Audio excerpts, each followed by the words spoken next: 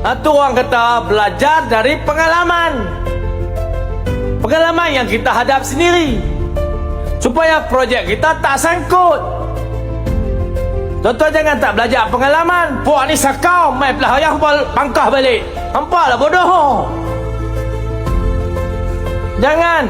Ambillah pengalaman yang telah ada pada masa lalu untuk kita uruskan masa depan kita dengan lebih baik.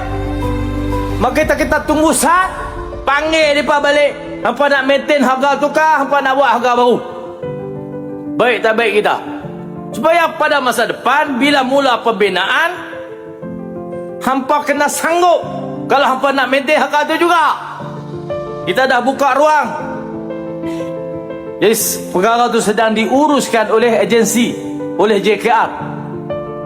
Berapa syarikat yang masuk, berapa syarikat yang layak dipanggil balik. Hampa mai buat, aku janji kalau hampa sanggup dengan harga tu.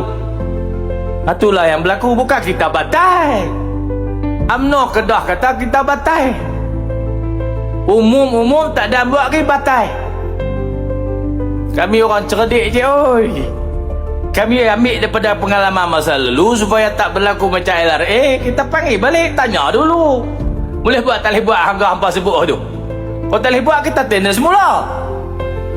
Kalau boleh buat, jalan. Dan zaman kita ni lah asrama UNISAM tu akan terbangun dengan sebuah masjid juga akan dibangunkan mula tahun 2026 ni, insyaAllah.